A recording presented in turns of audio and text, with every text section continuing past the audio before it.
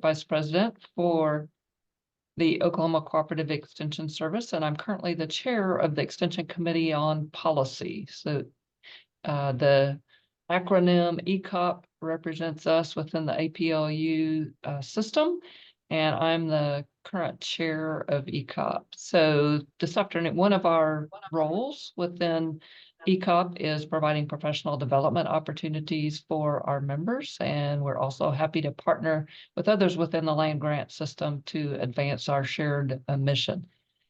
APLU launched the Modernizing Scholarship for the Public Good initiative to spur more publicly engaged and impactful research and scholarship. Over the past 2 years, civic science fellow Elisa Arbach led this initiative and focused on the strategies that public universities can use to support scholars working in public impact research, cooperative extension, civic science, and other forms of public engagement. So we're excited to have her here with us today to discuss the initiative and the resulting action framework and case studies. A bit more about Elisa. She's a public engagement professional and researcher. She creates communities, programs, and products that maximize assets and address needs to support scholars in engaging with different publics. She specializes in translating research into useful tools for practice, building effective training and capacity building programs, and also developing frameworks that synthesize scholarships and practitioner knowledge to help university and public engagement systems evolve. As Director for Public Engagement and Research Impacts in the University of Michigan's Office of Research, Dr. Arbach leads strategy and a team to support university faculty in their public engagement efforts. She's previously held a variety of roles supporting public engagement in higher education. She worked with the Center for Academic Innovation as public engagement lead, overseeing the center's role in a presidential strategic focus area on faculty public engagement.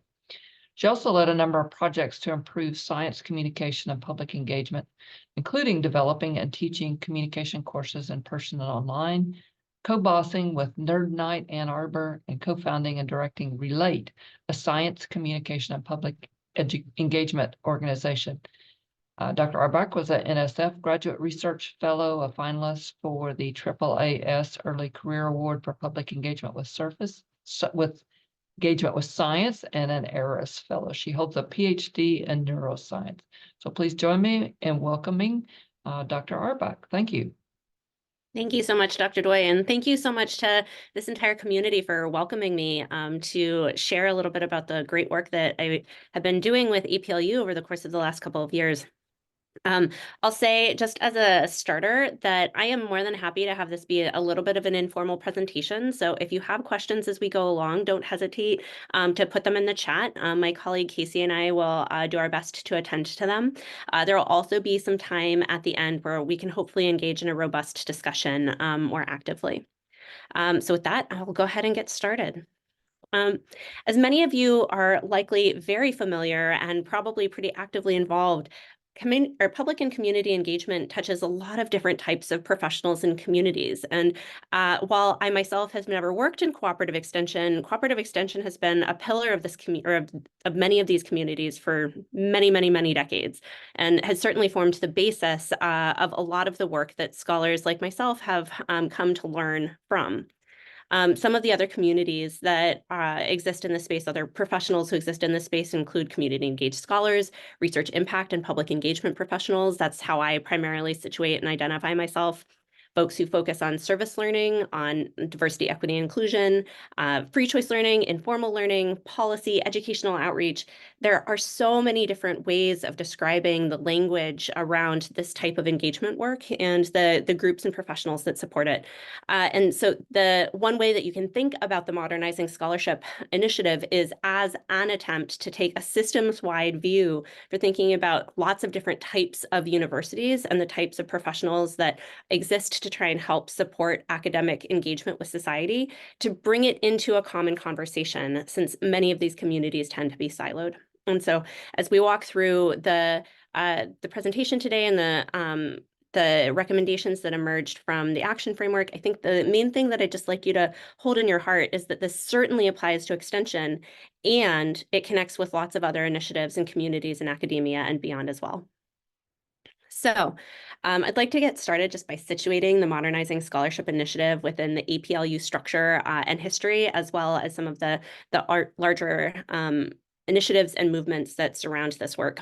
The work was very directly supported primarily by the Commission on Food, Environment, and Renewable Resources, formerly FANR, now CFERR. I don't actually know, Bill, Doug, Sandy, how you guys say that out loud, so I'll just leave it there.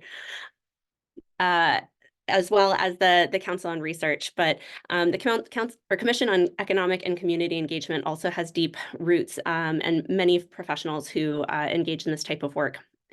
In addition, the Council on Research in 2019 released a report that summarized about 18 months worth of effort and had a number of different contributors to try and formalize the term public impact research as a unifying term to really think about system-wide engagement, especially with the lens of research.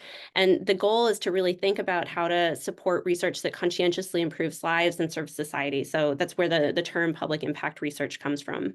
And the reason that I want to situate the Modernizing Scholarship in the context of research, and part of why I'm highlighting the connection with CORE in addition to the FANR community and the CC community, is because a lot of the scholarship that happens around engaged work is siloed. And as extension educators, extension scholars, you well know this. And so the attempt to try and bring it under a large or a wider umbrella is an attempt to try and say, these are all one and the same thing. They might have slightly different faces, different reporting lines, things along those lines, but there are common reforms that our universities can undertake to do a better job of not just supporting cooperative extension, but also supporting these other communities.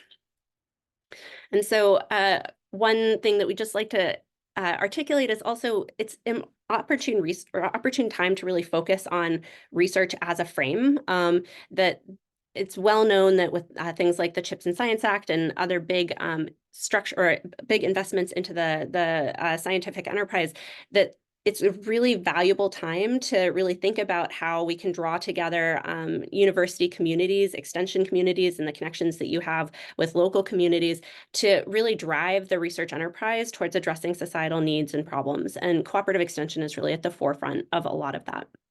It's also really important to meet the moment that we really invest and continue to invest in maintaining these thoughtful, mutually beneficial relationships, because there is unfortunately diminishing trust in our institutions, including in universities, and articulating the value of the public research university is a core challenge that's really important for this moment in time. So the bulk of the rest of the time, I'll be talking about the content of the report that was released in November. This is the cover of it. The report and the initiative that it summarizes had two broad objectives. To really think through how different institutional contexts create different types of opportunities to support engaged scholars. And what I mean by that is really taking a very close look at how universities that might have a common research mission, but might have different institutional characteristics, have different opportunities to support these scholars. So for instance, I'm at the University of Michigan. As many of you know, Michigan is not a land-grant institution. Our sister university down the road, Michigan State, has a cooperative extension service, but Michigan does not, right? And so thinking about how Michigan State and Michigan have different opportunities based on those types of infrastructures and identities is a really key area of emphasis for the Modernizing Scholarship Initiative. And that gets deeper and more interesting as you start thinking about other types of institutional designations, including institutions which serve different types of minority groups, including institutions which have, for instance, like HBCUs. It's also important to think about the different types of institutions there are. So we're focusing on research institutions, but teaching-focused institutions, liberal arts colleges, all of them have different types of affordances when thinking about how to support engagement more broadly. And so one key objective of the initiative was to dive into some of that. And I think more critically, the second major objective for the initiative was to provide scaffolding, guidance, and tools for university leaders as they were designing institutional change efforts to really think about how to support action planning. And the bulk of what we'll be talking about today is the result from that. All of the materials that I'll be talking about today are publicly available, and the URLs are there. I'll also bring up the URLs later. And Casey, if you wouldn't mind just dropping the link to the Open Science Framework repository where you can find all of this material in the chat, that would be really helpful. Before I launch into the big takeaways, I just want to articulate a couple of thank yous. We received very generous funding from the Association of Public and Land-Grant Universities, as well as support from my home institution. We received direct funding from the Copley Foundation, the Rita Allen Foundation, and the Burroughs Wellcome Fund, and just want to issue the disclaimer that this work reflects the opinions and perspectives of the authors and not necessarily the home institutions. Similarly, there were a huge number of contributors and members of the steering committee. We had over 30 named contributors onto the report, and our own Dr. Doi actually served as one of the really valuable members of the steering committee. So thank you again, Dr. Doi. Your perspectives really helped me understand much more about cooperative extension and the value and the history of the role of the enterprise in higher ed. So let's dive in. There are 4 major sections of the report, which represent 4 different types of effort. One is around areas for strategic action. So this is an organizing framework that is based on a pretty extensive review of the research literature in higher education and identifies 8 key areas that we'll talk about in just a moment that universities can choose to focus on to help drive the type of support that will benefit engagement and engaged scholars. The second piece of information in the report is a series of case studies, and there are 2 different types of case studies, which we'll go over in detail in a couple of minutes, but some are profiles of successful initiatives that align to the action framework, and some are really detailed process and strategy case studies, which are primarily intended to illustrate the how of institutional change, not just the what. The what of institutional change is what the areas of for strategic action really tries to emphasize.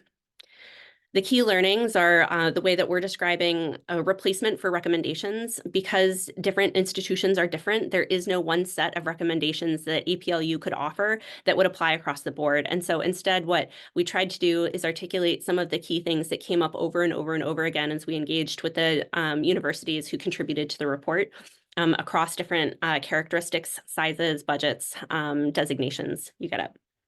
And then finally, there's a resource that is linked in the Open Science Framework repository that is a detailed dive into the tactics that end up making up the areas for strategic action. And again, I'll get to that in just a moment. So let's dive in. As I said, I conducted a pretty extensive literature review with some colleagues of mine at the University of Michigan and with APLU. And the goal for this was to try and identify broad areas as well as specific actions that university leaders situated in different spaces across the university might be able to undertake in support of better support of engaged scholars and scholarship. And so the 8 actions, the 8 major areas are as follows. Number 1, to develop committed institutional leaders. And when I talk about developing committed institutional leaders, we're talking about not making sure that there are not just leadership roles like chief engagement officers who can help to catalyze and have a voice for the critical role that engagement work plays in higher ed, but also making sure that there are pipelines for developing these scholars in meaningful ways, right? So, and making sure that folks who are in these leadership roles have the opportunity to learn about different practices that might be different from their disciplinary backgrounds to really help set them up for success in a highly interdisciplinary or multidisciplinary environment. Number 2, this is frequently referred to as the trumpeting elephant in the room, reforming appointment, retention, promotion, and tenure practices. And really, this is about thinking about the faculty and how faculty in all of their different roles are recruited and retained in the university. This certainly includes extension educators and extension faculty. And one of the case studies that I'll highlight in a few minutes will really get at the idea of working with faculty who are not on the tenure track as a really important lever for creating permissiveness to affect tenure. The third area is around institutional structures and networks. These are the types of infrastructures that really help to support university action. So this can involve centers, institutes, and service units, but it can also involve things like teaching centers. Cooperative extension, in some cases, is a part of the institutional infrastructure. But units like mine, which at the University of Michigan, I oversee a team that really helps support scholars in a variety of different ways, are also a type of support. And so you're thinking about not just the human capital, but also things like the cores, the facilities, the access to resources that help support faculty in doing the work that they do.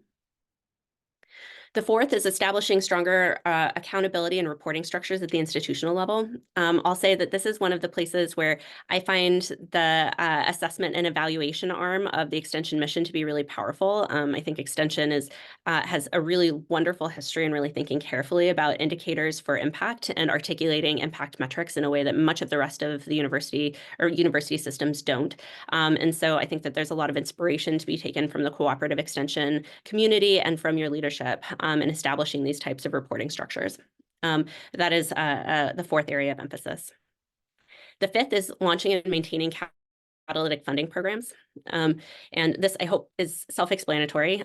These tend to be more internal funding programs and are frequently led by people like vice presidents for research.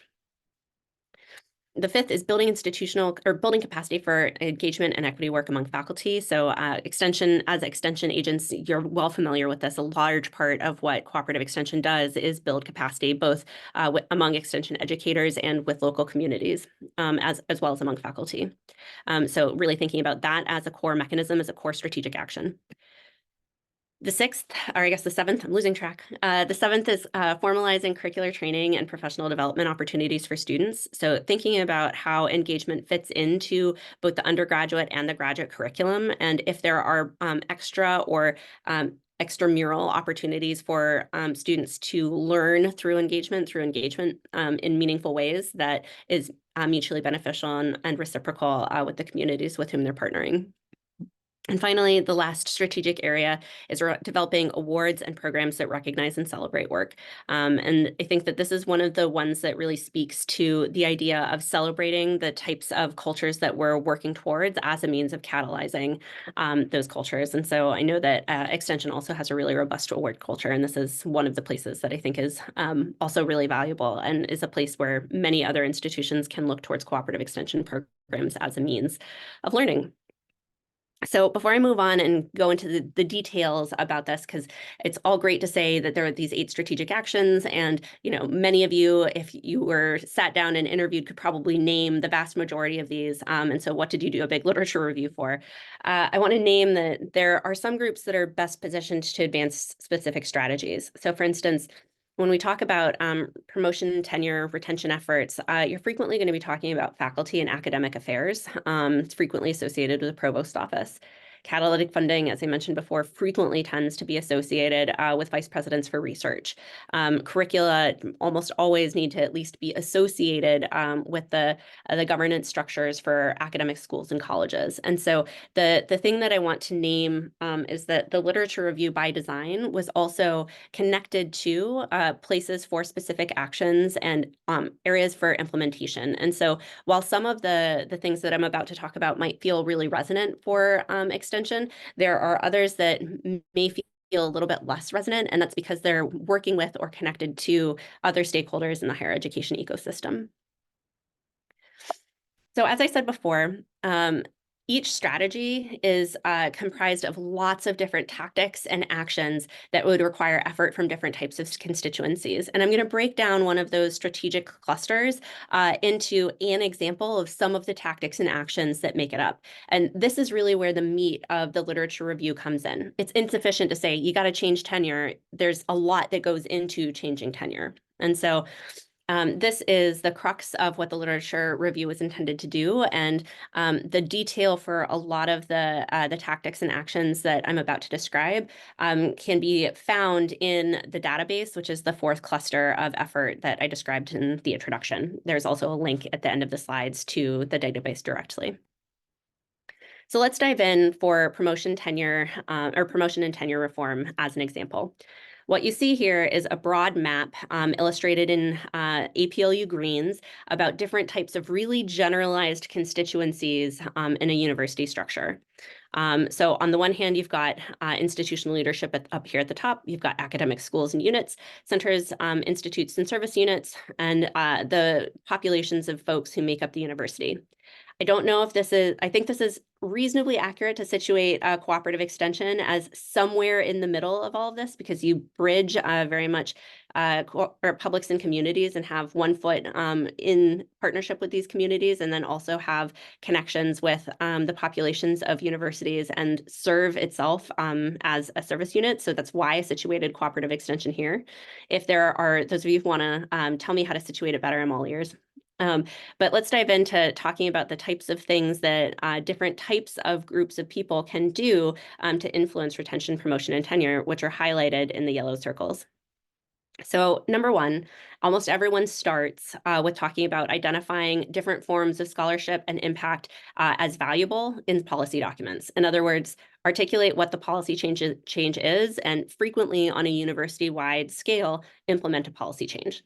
And the types of folks who typically tend to be involved in this type of decision-making are folks like provosts, vice provosts for faculty affairs, and a number of other different types of stakeholders who might contribute to things like committees that would draft these guidelines. Certainly faculty governance, things like, or groups like faculty senates would contribute to things like this.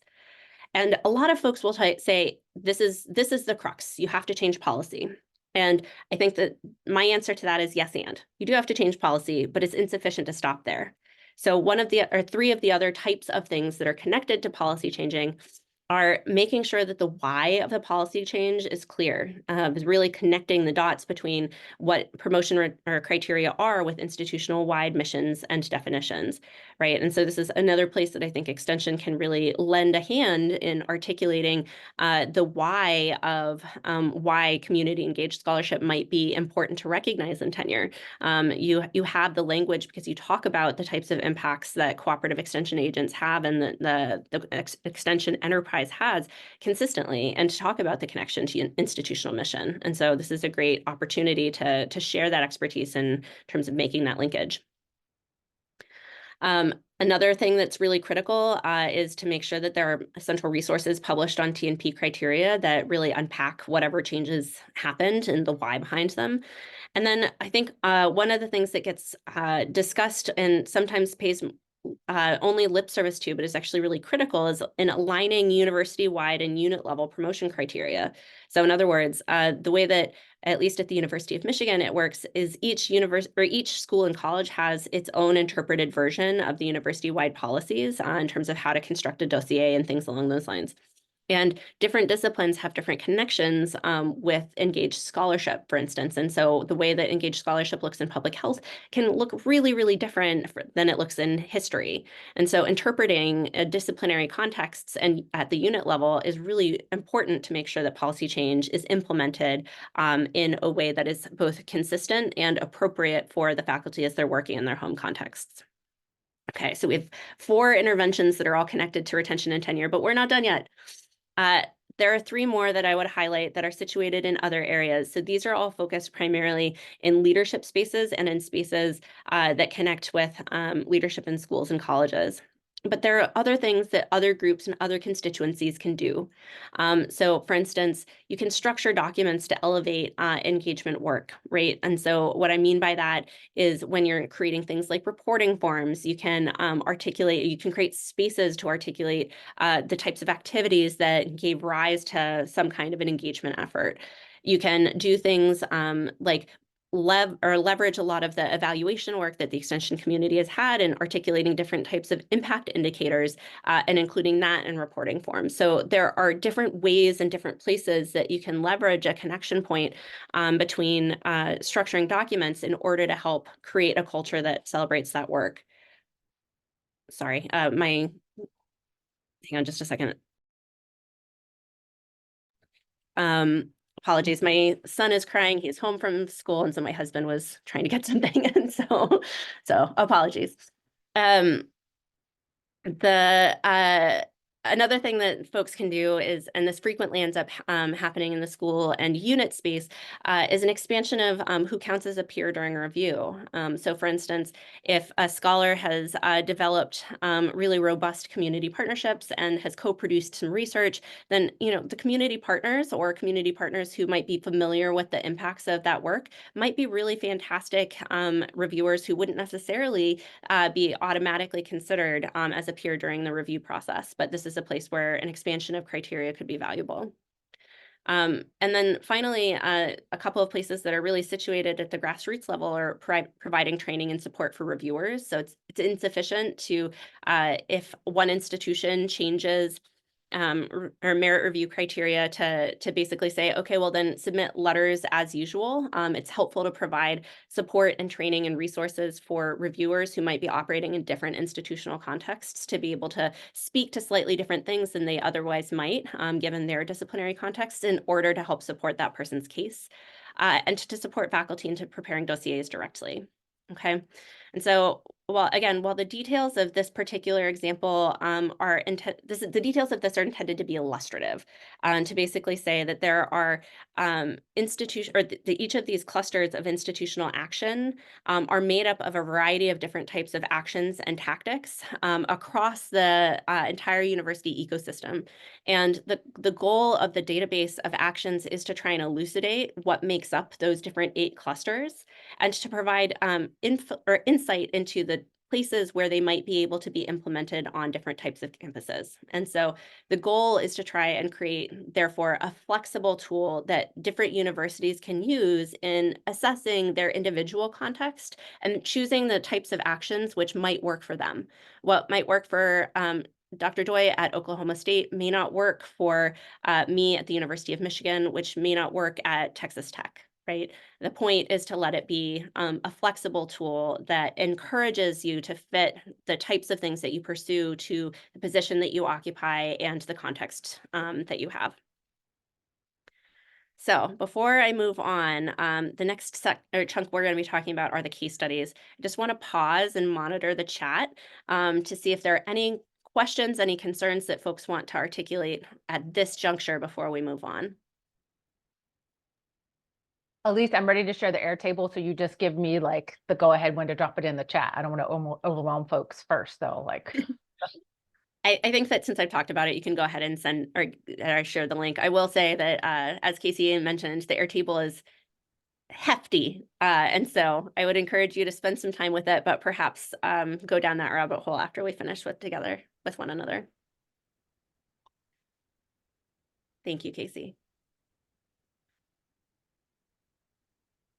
All right, so I see no messages in the chat. We will be monitoring, and so and we will have opportunity to come back to this. So please do drop any thoughts, any questions, any comments.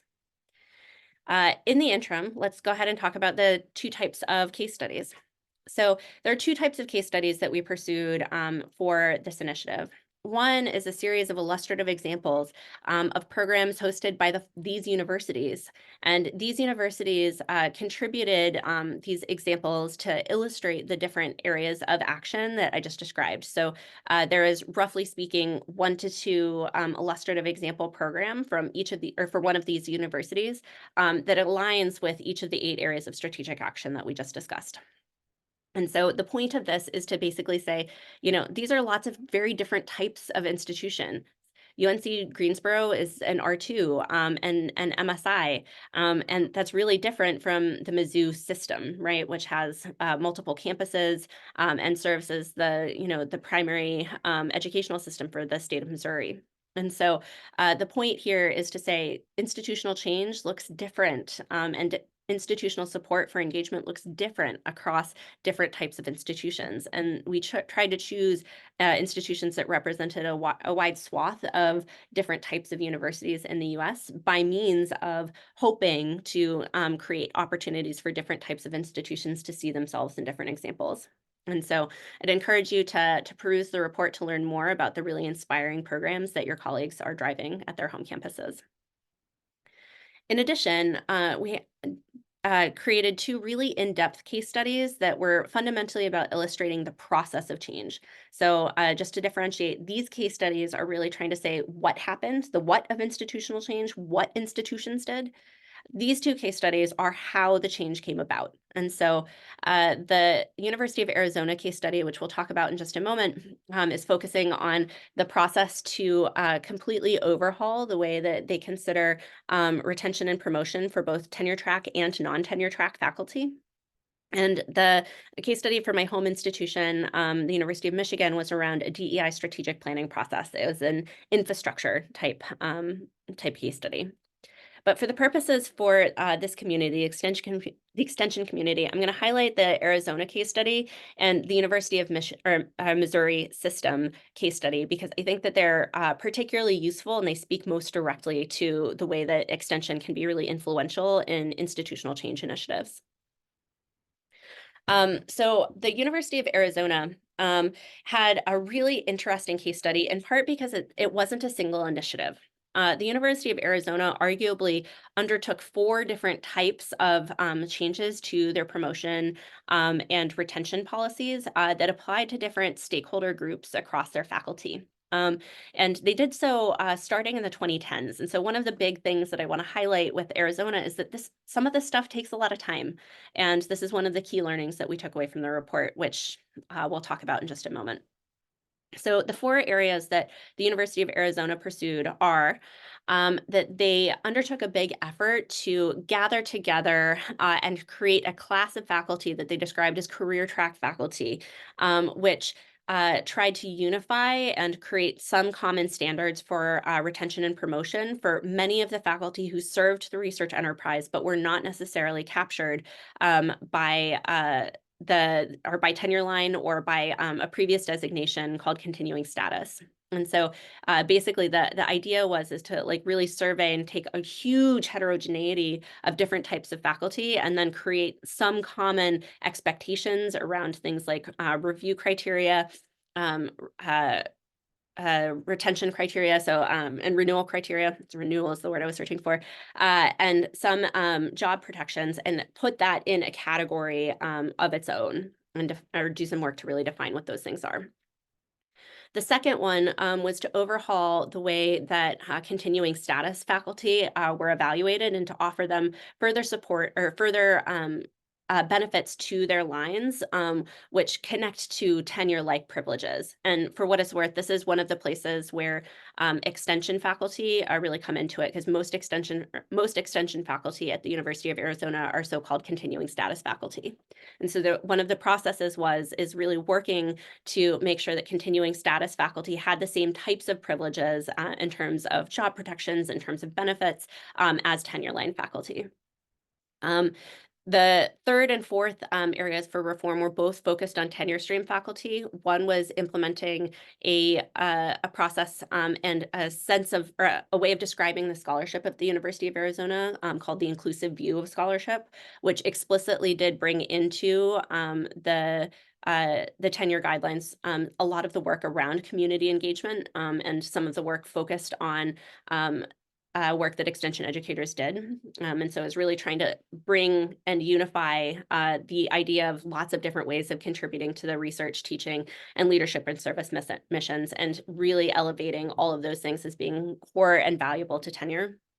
And the final one, which is the one that's that they're undergoing now, is directly approaching tenure guidelines and really trying to think through if there are common policy changes that they might be able to implement that could support 3 sort of core areas of effort for the University of Arizona.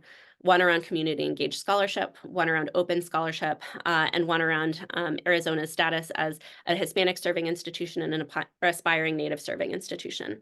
And so again, the idea here, and I think what's powerful about Arizona, is that you've got a group of administrators who have worked together over the course of many years and have worked with lots of other constituencies on the campus, including the Faculty Senate, including librarians, including the Office of Societal Benefit, and the Vice President for Research and Innovation, to really think about what scholarship is and how it connects the different arms of the University of Arizona, and then reflecting that in the way that both tenure track and non-tenure track faculty are recognized and rewarded. And I think that the other powerful example the other powerful takeaway that I draw away from this is that people talk about tenure reform as the critical way of supporting faculty at universities and in recognizing different types of scholarship. But I think the Arizona example is so powerful because it said, well, tenure track faculty are an important asset, but so are our career track and continuing status faculty. And how can we make sure that we're addressing their career trajectories and their career satisfaction as part of this larger arc towards thinking about overhauling tenure? So I'll pause there and take a breath before I switch to the University of Missouri system, which is just as inspiring, but in totally different ways. So Mizzou is interesting for a couple of different reasons. Mizzou is interesting in part because it is an example of an institutional change that completely overhauls the way that they think about infrastructure, and then uses that as a mechanism to embed community engagement into the crux of the mission for the Mizzou system, and then really puts that into action through this. So uh, there are a few things that started, and again, this is a long arc of change. So at Mizzou, these changes started in the mid 2010s. One of the first things that happened at Mizzou is that there was a mandate to have the extension or the extension community support university-wide efforts. In other words, it got moved out of focusing in the schools of agriculture and a couple of the other places where extension was really embedded, and uh, was under the first and inaugural chief engagement officer really expanded such that there was extension educators across all of the schools and colleges across all disciplines at the University of Missouri. And then shortly after that, that expanded even further, where aside from just the flagship campus, extension was embedded across the entire University of Missouri system as a core element of the way that extension and engagement was really driving university strategy. And as part of this, there were some internal change efforts that involved things like councils to draw together relevant campus stakeholders. But I think really critically, there was a really strategic effort that the chief engagement officer for the system drove. He worked with the Cooperative Extension Service to hold listening sessions using a World Cafe model throughout all of the counties in the state of Missouri, and used what they heard in that listening session to articulate the core priorities that Missourians wanted the University of Missouri system to be pursuing to support their desires and their needs. And then from that, they shaped specific types of catalytic research actions that aligned with that, and have launched a number of initiatives that basically came directly out of those listening sessions, including a precision health initiative and a broadband initiative. And I think that this is really powerful, again, for a couple of reasons. One is it's an example of extension moving out of the historical spaces associated with agriculture, natural resources, food, and really connecting with history, connecting with social work in meaningful ways, and doing that at an institutional scale. I think the other thing there is that the feedback loop between the listening sessions that the cooperative extension system enabled then helped to shape the entire University of Missouri system strategy. And I think that that is such a beautiful example. I think it's also notable that when the Mizzou system surveyed Missourians about their perceptions about the University of Missouri system, about 3/4 of Missourians indicated a really positive view of the university system. And so I think it also is a powerful example in illustrating how this type of work can help to address some of the mistrust that a lot of us are facing. Okay, so we're near the end. Go ahead, Casey. I have a comment. Beverly Coberly says, Tom Henderson and I wrote the position description at Mizzou when Marshall Stewart came on board for the engagement and extension position. Then Marshall created the rest of the vision. Oh, thank you so much, Beverly. I so appreciate you contributing that history. I'd love at some point to hear your perspective on whether I described the Mizzou transformation and impacts appropriately. So please chime in. So I'd like to just end my more formal remarks by talking about the major takeaways that my colleagues and I at APLU learned from the Modernizing Scholarship Initiative. And again, I just really want to emphasize that the reason that we're framing this as key learnings as opposed to recommendations is that there is no one-size-fits-all set of recommendations across campuses. And so the hope is that we've created an action framework and a set of resources that are flexible and that you can adapt and use as you see fit to drive change on your home campuses. So number one, everything is contextual. And I think that if there's a single theme that I want to emphasize, is that no two universities are twins. What works on one university campus may be beautiful and may be thoughtful, but it's beautiful and thoughtful in part probably because it's tailored to the context. And doing a cookie cutter replication of a program or a structure or an initiative is not necessarily likely to work on other campuses unless really core characteristics are shared. So again, central message of this whole initiative, everything is contextual. What works at one may not work at others. I think another big takeaway from this is that most of the initiatives or the units and universities that contributed to this case study really emphasized the value of working in coalition. And this should be no surprise with extension educators in the extension community. But really the core goal here is that you can't drive institutional changes for these big ships as universities as independent actors. You have to work in coalition, and that means working as part of a community and working towards shared vision and shared goals. Similarly, if you're trying to make big changes, you need a lot of time, a lot of resources, and a lot of commitment. And if you can usually choose two of those three and drive changes, you don't necessarily need to have a $50 million investment to completely overhaul something that's important for your campus. But you might need to take time and make sure that you're really working towards a really long-term strategy with involving multiple leaders and planning for leadership turnover as a result. Change moves at the speed of trust and cooperation. Again, this should be no surprise to extension educators. You folks work in partnership with communities a lot. And so I think that applies for university communities as well. People need to believe that the actions that you're working to undertake are values and mission aligned. They need to believe that you're working towards their best interests, and you need to demonstrate that by listening and by working in partnership.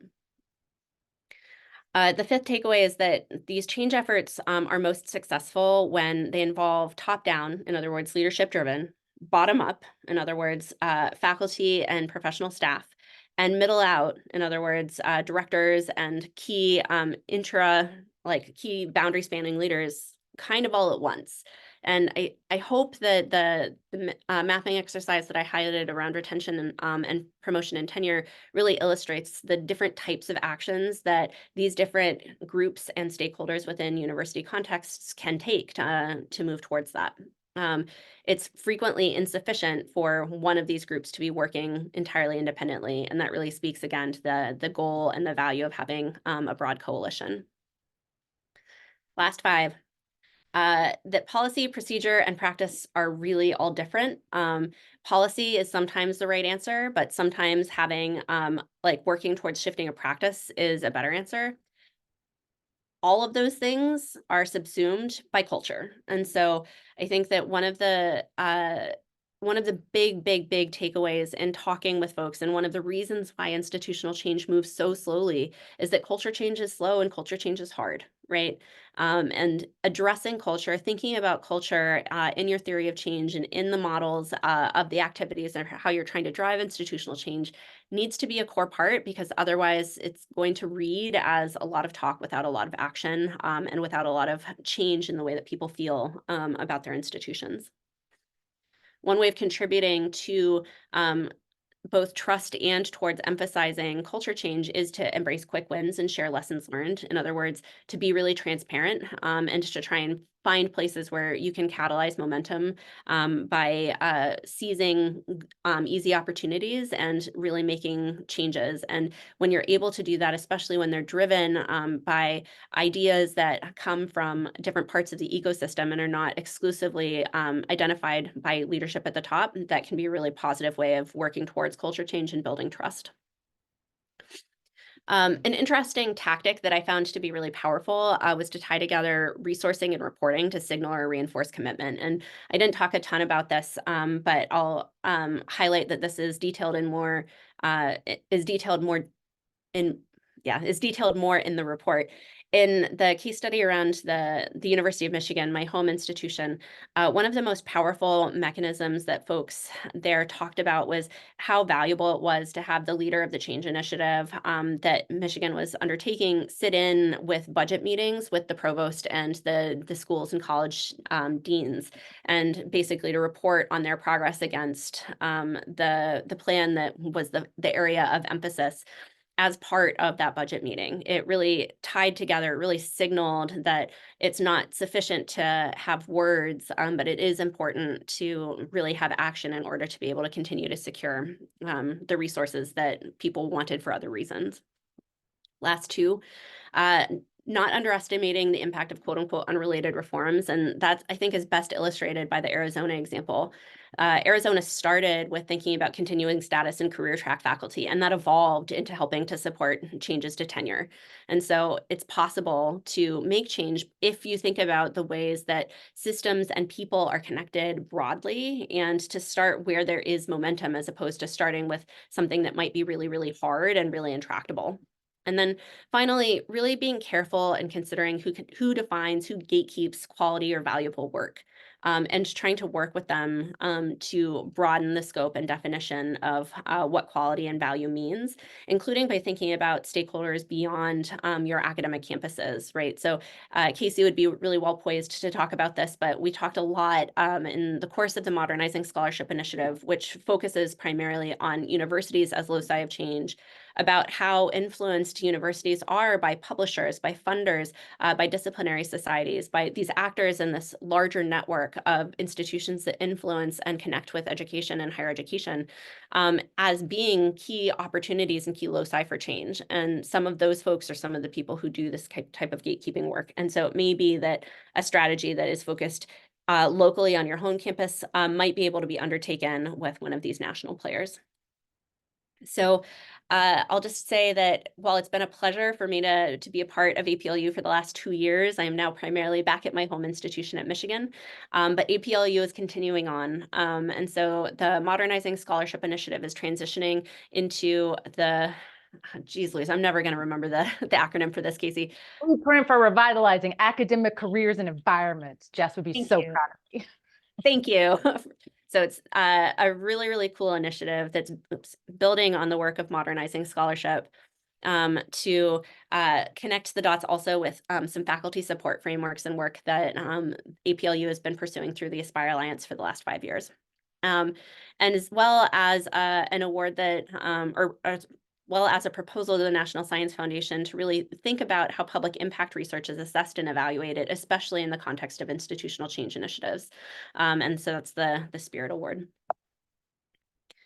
We also want to name APLU, certainly not the only player in this space. And so I'll just highlight that there are a bunch of other groups who are thinking about institutional change in meaningful ways, and who either directly contributed to our report or who we've been connecting with over the course of the Modernizing Scholarship Initiative. So I've highlighted some of these up on the screen. If anyone has others to add, we'd love to hear them. That's a great thing to have us chat about as we move forward. And then finally, again, just access to all the resources that I shared. APLU's website on Modernizing Scholarship will basically just redirect you to the project page where all of these resources, including the link to the database, this guy, can be found. So I'm going to go ahead and stop screen sharing now, because I'd really like to spend the rest of our time engaging in hopefully a robust discussion. One thing that I would like to point out is that Airtable is really a really deep and rich resource that may be useful for your faculty, especially ones who do scholarship in this space. It's useful because you can sort it by role, like if you're vice president of research or you're provost or you're a faculty member, lots of different ways, levels. And then also will have sub-tactics and the research that underpins or underlies those tactics. So it's just a really great resource. It takes a lot to dig into it, but it's useful. Okay. And that was Elise's work. I just don't think she highlights enough how it's overwhelming, but it is useful. Is there anything else that you'd like to highlight that I missed, Casey? Thank you, everyone, for your patience with the break in the middle as my kiddo was crying. Yeah.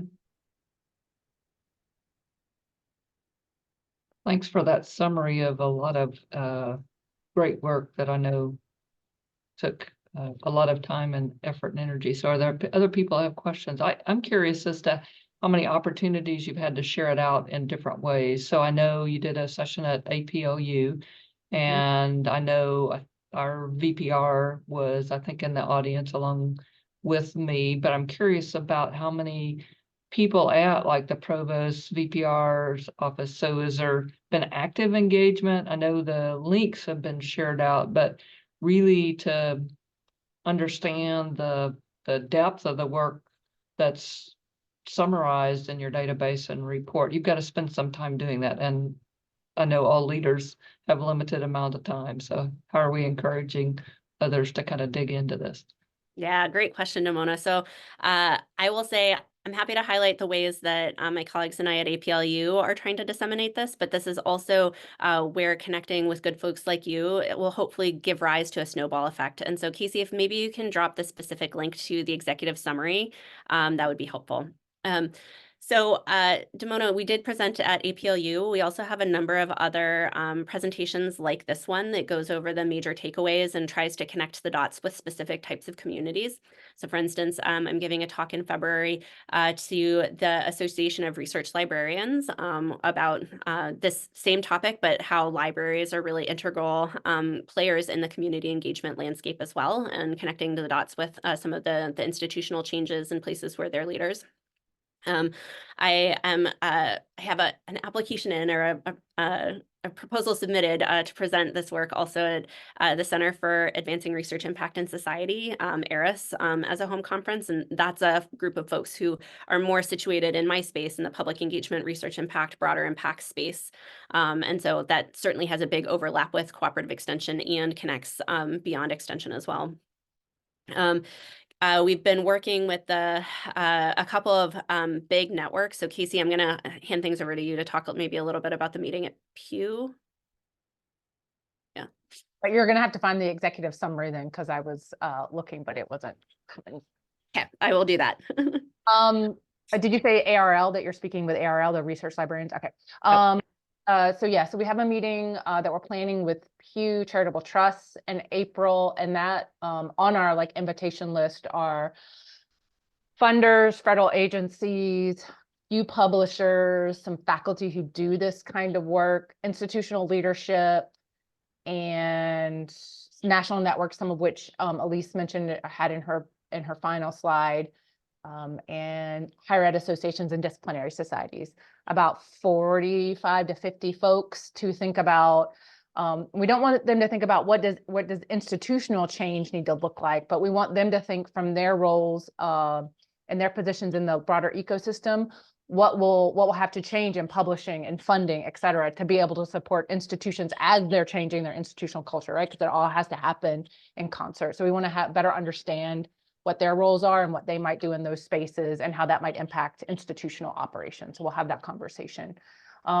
This work is being integrated into the BRACE, as we mentioned before, and that's going to be presented to the Committee on Faculty Affairs. It's been shared in different iterations as it's sort of evolved with the vice presidents of research as well. I would say the ones we haven't reached out to as much, but we can talk to Bernard, are the provosts. But I think the other we've done, those are the kind of the spaces that we've done outreach in. With the caveat that we have also other folks have asked us to highlight this work in specific places where many of those big stakeholders are taking place. So for instance, I highlighted this work as part of a I'd say an orientation and introduction for a meeting for vice presidents, provosts, or vice presidents of research, provosts and presidents held by NASA and the Open Science Funders Group at a meeting in Miami this last month. So I'd say there's a number of different ways that we're trying to contribute by sharing about this work.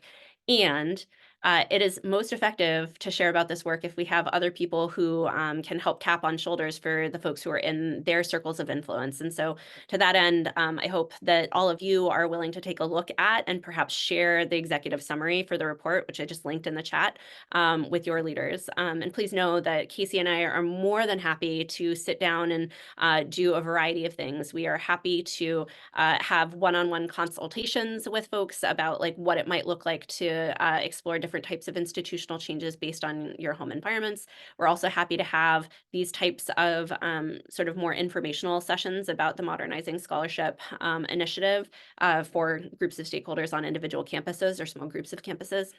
So we're happy to do anything along those lines. Thanks. Oh, yeah, that's true. Other questions from our participants?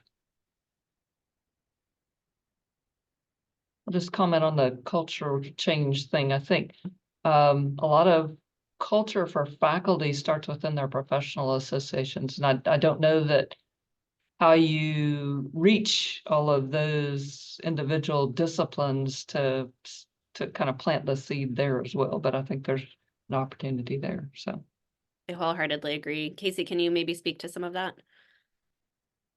You're unmuted. Can I get the question again? What was the question? Sorry, I heard something that you said. well, to me, as a longtime faculty member, culture started with 4 expectations with respect to promotion and tenure, and just success within the profession came from professional societies. So part of the cultural change and seeing it emanate up from the ground level would start with leadership within the professional societies as well. And so I'm not aware of an entity or organization that would incorporate all the presidents of different disciplinary societies, but it seems like getting information to them would be important and valuable as well. Yeah, so that is part of the purpose of the Pew Charitable Trust meetings, or the meeting we're doing there. We've identified like a handful of folks that we think can think in an ecosystems kind of way from the disciplinary societies, to be once again sort of that bridge into the networks that they must have amongst the professional societies. Also, as APLU, we also know a lot of staff at the different disciplinary societies, but it's just such a large space, and having a few kind of key players help us think about how do we most efficiently navigate where are the kind of ripe disciplinary societies, the ones that are ahead. So we're going to have some of those conversations in April. Well, with that, I think we are just about at time, and I want to make sure that I respect everyone's time. Thank you so much for joining. Thank you, Damona. Thank you, Bill, for the invitation. Please don't hesitate to reach out. Yeah, thanks again very much for your presentation. I appreciate it. Thanks everybody for joining us this afternoon, and wherever you are, stay warm.